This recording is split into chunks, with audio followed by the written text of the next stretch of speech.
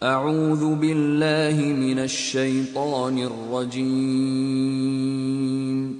बिस्मिल्लाहिर रहमानिर रहीम। प्रशंसा उस अल्लाह के लिए है जो आसमानों और जमीन की हर चीज का मालिक है, और आखिरत में भी उसी के लिए प्रशंसा है। वो तत्वदर्शी और खबर रखने वाला है। जो कुछ जमीन में जाता है और जो कुछ उससे निकलता है, और जो कुछ आसमान से उतरता है और जो कुछ उसमें चढ़ता है, हर चीज को वो जानता है। वो दयावान और माफ करने वाला है। इनकार करने वाले कहते हैं, क्या बात है कि क़यामत हम पर नहीं आ रही है। कहो, कसम है मेरे परोक्ष के ज्ञाता पालनहार की, वो तुम पर आकर रहेगी। उसके कण बराबर कोई चीज न आसमानों में छिपी हुई है न जमीन में, न कण से बड़ी और न उससे छोटी। सब कुछ एक स्पष्ट चिट्ठे में अंकित है। और ये क़यामत इसलिए आएगी कि बदला दे अल्लाह उन लोगों को जो ईमान लाए हैं और अच्छे कर्म करते रहे हैं। उनके लिए माफी है और प्रतिष्ठित परिपूर्ण आजीविका। और जिन लोगों ने हमारी आयतों को नीचा दिखाने के लिए जोर लगाया है, उनके लिए बहुत ही बुरे किस्म का दर्दनाक अजाब है। ए नबी, ज्ञानवान खूब जानते हैं कि जो कुछ तुम्हारे रब की ओर से तुम पर उतारा गया है वो सर्वथा सत्य है और प्रभुत्वशाली और प्रशंस्य ईश्वर का मार्ग दिखाता है। इनकार करने वाले लोगों से कहते हैं, हम बताएं तुम्हें ऐसा व्यक्ति जो खबर देता है कि जब तुम्हारे शरीर का कण कण तितर बितर हो चुका होगा, उस समय तुम नए सिरे से पैदा कर दिए जाओगे। न मालूम ये व्यक्ति अल्लाह के नाम से झूठ गढ़ता है या इसे उन्माद यानी जुनून हो गया है। नहीं, बल्कि जो लोग आखिरत को नहीं मानते वे अजाब में ग्रस्त होने वाले हैं और वही बुरी तरह बहके हुए हैं। क्या इन्होंने कभी उस आसमान और जमीन को नहीं देखा जो इन्हें आगे और पीछे से घेरे हुए है? हम चाहें तो इन्हें जमीन में धंसा दें या आसमान के कुछ टुकड़े इन पर गिरा दें। वास्तव में इसमें एक निशानी है हर उस बंदे के लिए जो अल्लाह की ओर रुजू करने वाला हो। हमने दाऊद को अपने यहां से बड़ा उदार दान प्रदान किया था। हमने आदेश दिया कि ए पहाड़ों, उसके साथ समरूपता स्थापित करो, और यही आदेश हमने पक्षियों को दिया। हमने लोहे को उसके लिए नर्म कर दिया। इस आदेश के साथ कि कवचें बना और उनके कुंडलों को ठीक अंदाजे पर रख। ए दाऊद के लोगों, अच्छा कर्म करो। जो कुछ तुम करते हो उसको मैं देख रहा हूं। और सुलेमान के लिए हमने हवा को वशवर्ती कर दिया। सुबह के समय उसका चलना 1 महीने के मार्ग तक और शाम के समय उसका चलना 1 महीने के मार्ग तक। हमने उसके लिए पिघले हुए तांबे का स्रोत बहा दिया और ऐसे जिन्न उसके अधीन कर दिए जो अपने रब के आदेश से उसके आगे काम करते थे। उनमें से जो हमारे आदेश की अवहेलना करता उसको हम भड़कती हुई आग का मजा चखाते। वे उसके लिए बनाते थे जो कुछ वो चाहता, ऊंचे भवन, चित्र, बड़े बड़े हौज जैसे लगन और अपनी जगह से न हटने वाली भारी देगें। ए दाऊद के लोगों, कर्म करो कृतज्ञता के रूप में। मेरे बंदों में कम ही कृतज्ञ हैं। फिर जब सुलेमान पर हमने मौत का फैसला लागू किया तो जिन्नों को उसकी मौत का पता देने वाली कोई चीज उस घुन के सिवा न थी जो उसकी लाठी को खा रहा था। इस तरह जब सुलेमान गिर पड़ा तो जिन्नों पर यह बात खुल गई कि अगर वे गैब यानी परोक्ष के जानने वाले होते तो इस अपमान के अजाब में ग्रस्त न रहते। सबा के लिए उनके अपने निवास स्थान ही में एक निशानी मौजूद थी, 2 बाग दाएं और बाएं। खाओ अपने पालनहार की रोजी और कृतज्ञता दिखाओ, उसके प्रति देश है उत्तम एवं पवित्र और पालनहार है माफ करने वाला। मगर वे मुंह मोड़ गए।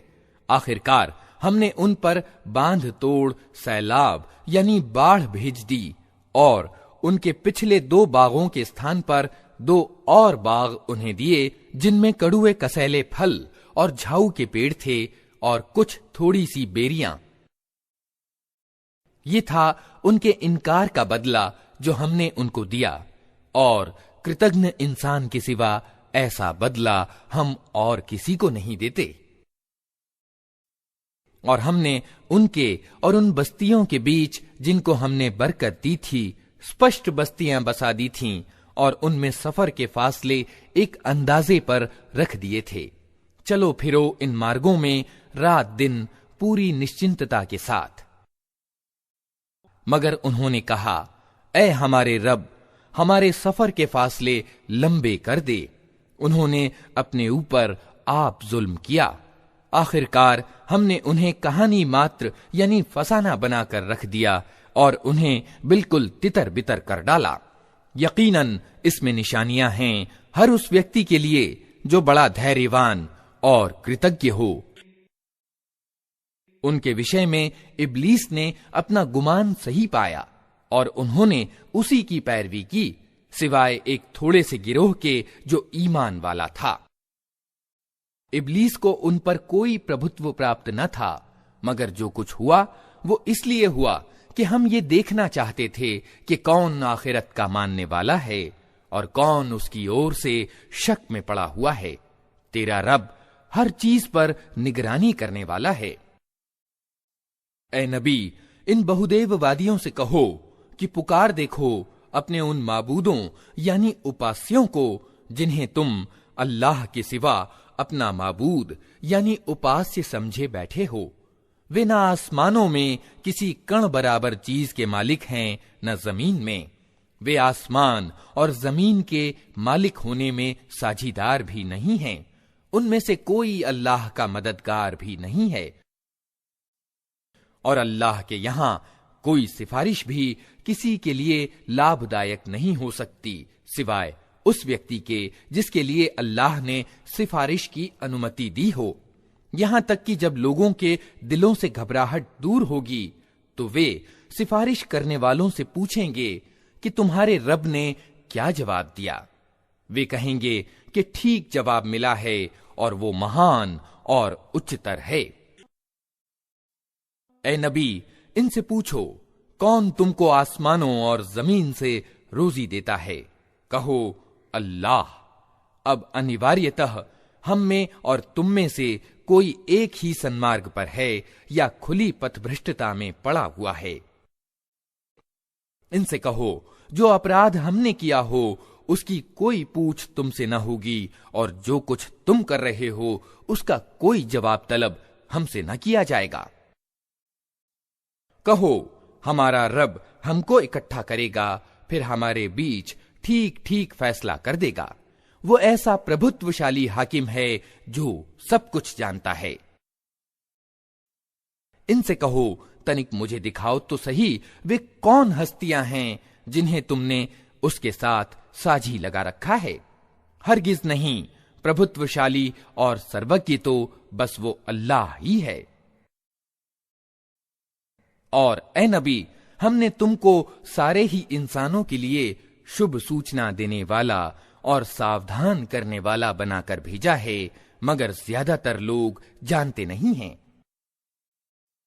ये लोग तुमसे कहते हैं कि वो क़यामत का वादा कब पूरा होगा अगर तुम सच्चे हो। कहो तुम्हारे लिए एक ऐसे दिन का समय नियत है जिसके आने में न एक घड़ी भर की देर तुम कर सकते हो और न एक घड़ी भर पहले उसे ला सकते हो। ये इनकार करने वाले कहते हैं कि हम हरगिज इस कुरान को न मानेंगे और न इससे पहले आई हुई किसी किताब को स्वीकार करेंगे। काश तुम देखते इनका हाल उस समय जब ये जालिम अपने रब के सामने खड़े होंगे। उस समय ये एक दूसरे पर आरोप लगाएंगे। जो लोग दुनिया में दबा कर रखे गए थे वे बड़े बनने वालों से कहेंगे कि अगर तुम न होते तो हम ईमान वाले होते। वे बड़े बनने वाले इन दबे लोगों को जवाब देंगे, क्या हमने तुम्हें उस मार्गदर्शन से रोका था जो तुम्हारे पास आया था? नहीं, बल्कि तुम खुद अपराधी थे। वे दबे हुए लोग उन बड़े बनने वालों से कहेंगे, नहीं, बल्कि दिन रात की मक्कारी थी जब तुम हमसे कहते थे कि हम अल्लाह के साथ इनकार की नीति अपनाएं और दूसरों को उसका समकक्ष ठहराएं। आखिरकार जब ये लोग अजाब देखेंगे तो अपने दिलों में पछताएंगे और हम इनकार करने वालों के गलों में तौक डाल देंगे। क्या लोगों को इसके सिवा कोई और बदला दिया जा सकता है कि जैसे कर्म उनके थे वैसा ही फल वे पाएं? कभी ऐसा नहीं हुआ कि हमने किसी बस्ती में एक सावधान करने वाला भेजा हो और उस बस्ती के खाते पीते लोगों ने ये न कहा हो कि जो संदेश तुम लेकर आए हो उसको हम नहीं मानते। उन्होंने हमेशा यही कहा कि हम तुमसे ज्यादा माल और औलाद रखते हैं और हम हरगिज सजा पाने वाले नहीं हैं। ए नबी, उनसे कहो, मेरा रब जिसे चाहता है कुशादा रोजी देता है और जिसे चाहता है नपी तुली प्रदान करता है, मगर ज्यादातर लोग इसकी वास्तविकता नहीं जानते। ये तुम्हारी दौलत और तुम्हारी औलाद नहीं है जो तुम्हें हमसे करीब करती हो, हाँ, मगर जो ईमान लाए और अच्छा काम करे। यही लोग हैं जिनके लिए उनके कर्म का दोहरा बदला है और वे ऊंचे भवनों में इत्मीनान के साथ रहेंगे। जो हमारी आयतों को नीचा दिखाने के लिए दौड़ धूप करते हैं तो वे अजाब में ग्रस्त होंगे।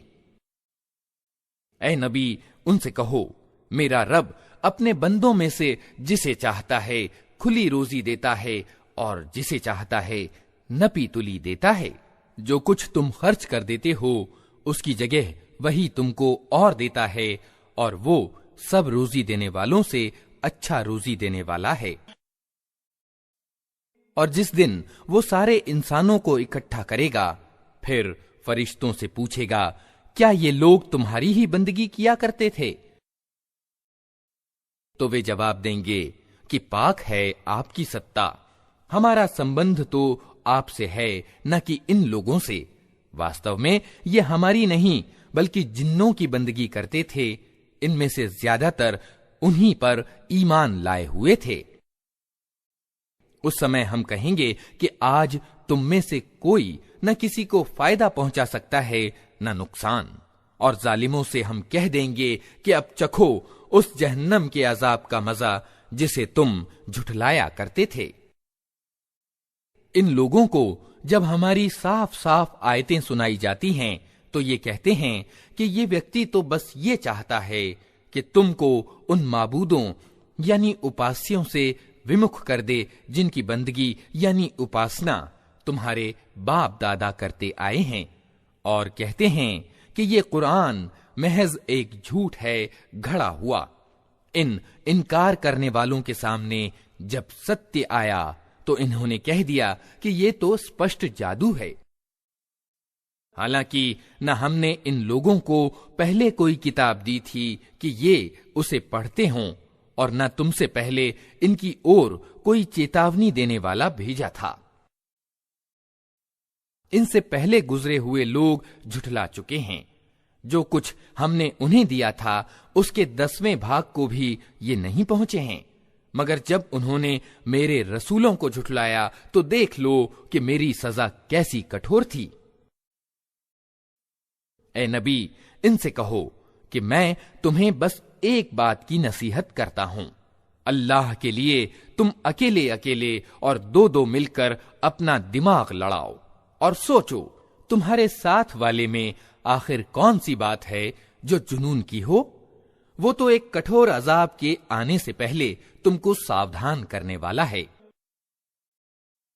इनसे कहो, अगर मैंने तुमसे कोई बदला मांगा है तो वो तुम ही को मुबारक रहे। मेरा बदला तो अल्लाह के जिम्मे है और वो हर चीज पर गवाह है।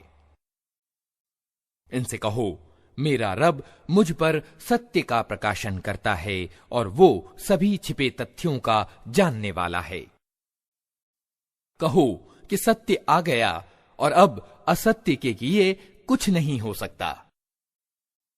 कहो, यदि मैं पथभ्रष्ट हो गया हूं तो मेरी पथभ्रष्टता का वबाल मुझ पर है, और अगर मैं सन्मार्ग पर हूं तो उस प्रकाशना यानी वही के कारण हूं जो मेरा रब मेरे ऊपर अवतरित करता है। वो सब कुछ सुनता है और करीब ही है।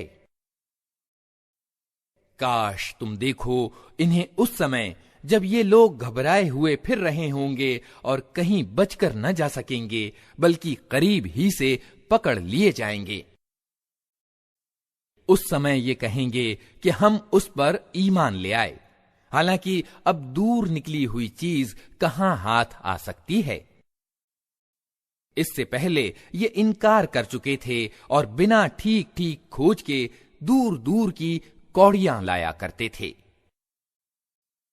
उस समय जिस चीज की ये कामना कर रहे होंगे उससे वंचित कर दिए जाएंगे, जिस तरह इनके पहले के सहधर्मी वंचित हो चुके होंगे। ये बड़े पथभ्रष्ट करने वाले शक में पड़े हुए थे।